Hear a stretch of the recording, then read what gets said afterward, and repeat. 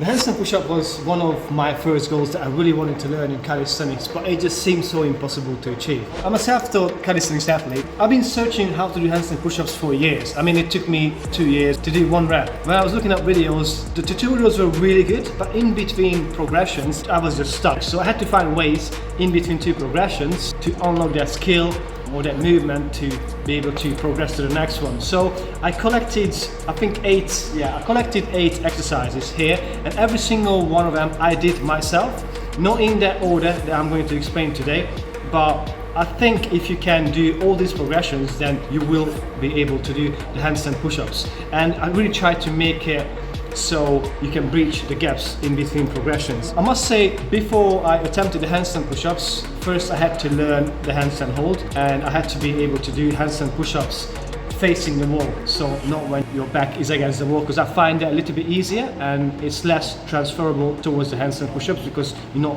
not doing the lean.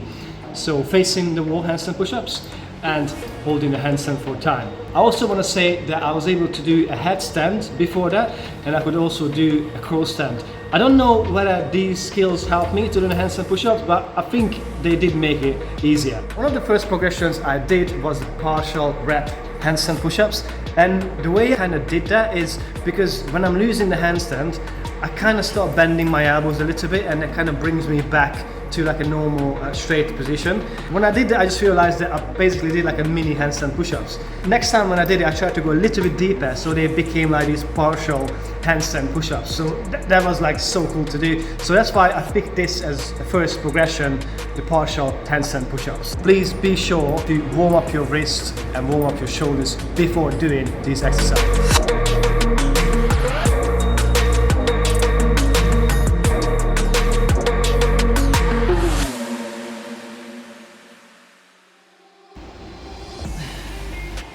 So yeah, something like this, so just like really small partial reps. And the next one we have shoulder stand. With this one we're going to do on the parallettes, and I think this one massively helped me to be able to hold the handstand in the bottom position. If you don't have a high parallettes, then you can use some dumbbells if you don't have any parallettes, and put some weights underneath it to use some elevation. They're quite high, but we want them to be, and I'll explain why, and you will see why. So the shoulder stand looks like this.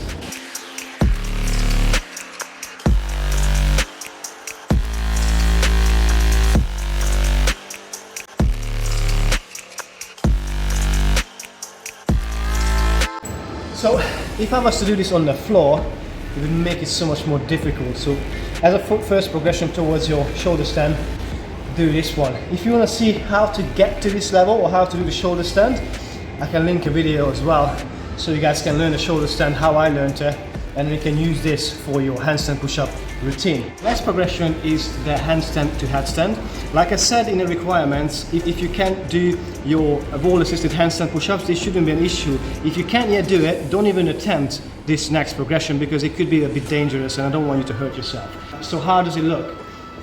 So we need something soft. Could use a pillow, or these are actually really good, like these soft little mats. And we're gonna place it maybe less than a meter away from the wall. And then you're going to climb up to your wall-assisted handstand, and we're going to slowly do like a negative until our head touches this mat. So basically holding a headstand. So that's why I said be able to do a headstand and be able to do a wall-assisted handstand push-up is a requirement for you to do this exercise. I'll show you what it looks like.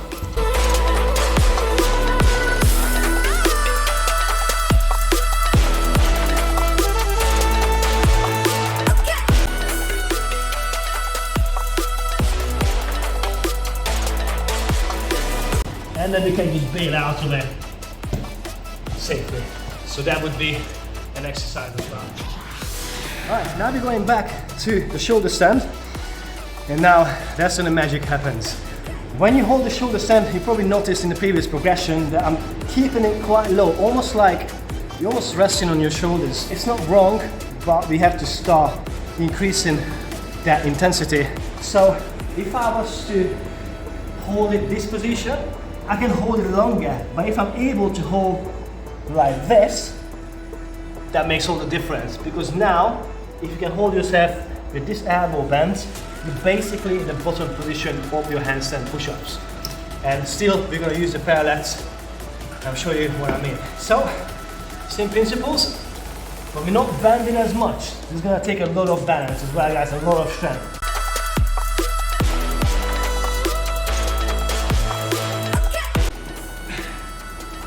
Just like that. So this one's going to be much harder than the first progression of the shoulder stand, but I think this is a really important requirement that you should master before learning the handstand push-ups. Cool, let's move on. Next one, floor shoulder stand. So now this one is one of my favorites, and it will build so much strength that is unreal. For that you need to turn your cat around again, and we're doing the shoulder stand on the floor. So that's why we have to start in an elevated surface on the parallettes to be able to come to this progression.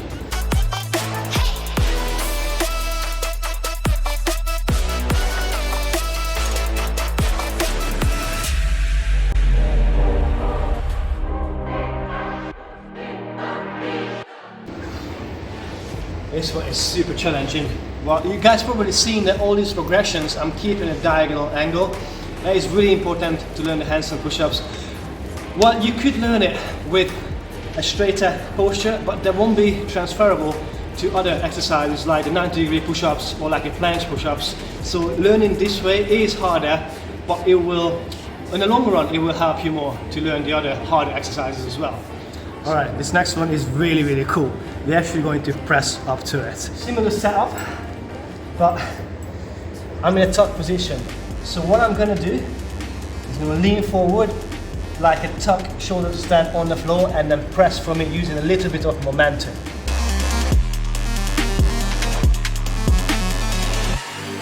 And then, let's do a couple reps.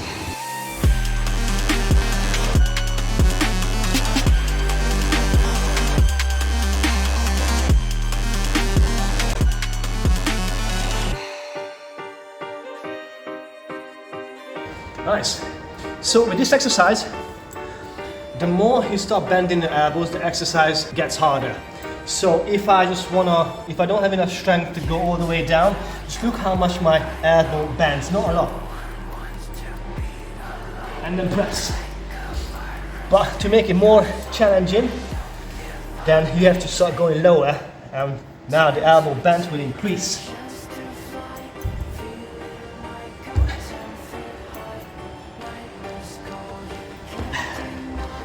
And now you're actually doing handstand push-ups, which is really, really cool feeling to do. This exercise, such a big favorite of mine. It kind of changed the whole game for me to progress quicker in the handstand push-up game. Alright, let's move on. The next one, once again, another favorite of mine, and that's the floating pike. I got this one from Simonster. This is really, really hard, but once you master it, I think you're already there doing the handstand push-up.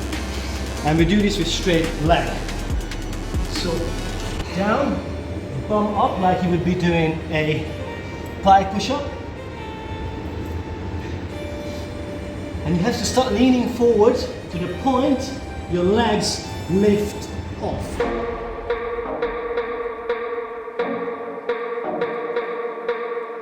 This one is so challenging, especially on those rotator cuff muscles. It's weird, it's a really hard exercise for your shoulders, and yeah, I don't feel in my shoulders as much as I feel in my rotator cuff. This is why I told you, you gotta do rotator cuff work, face pulls, everything that trains that back shoulder area, something that we often neglect. But anyway, back to this exercise. If you find this too challenging, there's two things you might do wrong. One, you don't lean forward enough. So if I don't lean forward, my leg's never gonna come off.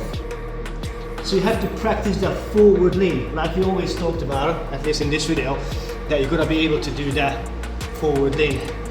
The other thing that you might do wrong is nothing really, you just might not have the strength to it. So you can do something that is a banded floating pike to bridge the gap if you don't have the strength just yet. So then we're gonna use the band. The higher you hook it, the more help it will give you. And the lower you hook it, and less help it will give you. So this one goes around your waist.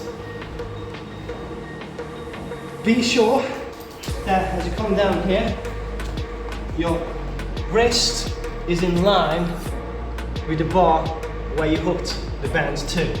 Otherwise the band not gonna help you, it's actually gonna make it harder. So from here, same exercise, but now the band's gonna give me some help.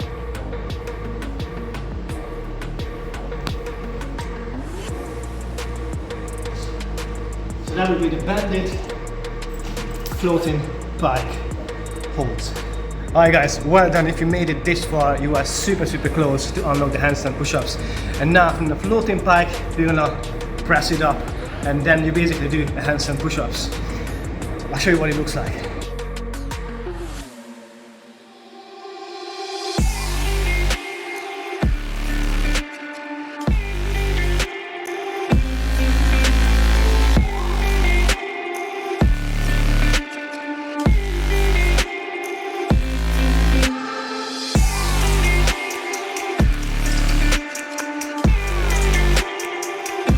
Oh, that is so hard. But basically that's it. You're not doing the pushing portion of the handstand push-up, which is always going to be harder than the negative. And once you got all these progressions, just practice the actual skill, the actual handstand push-ups.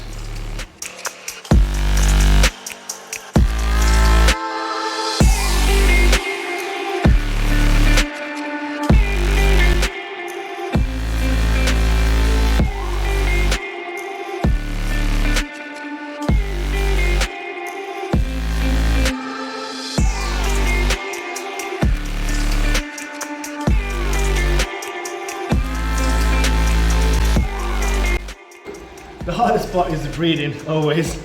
That's like a different video tutorial how to breathe when you do handstand push-ups. But anyway, these are my progressions, guys. I hope you guys found it helpful.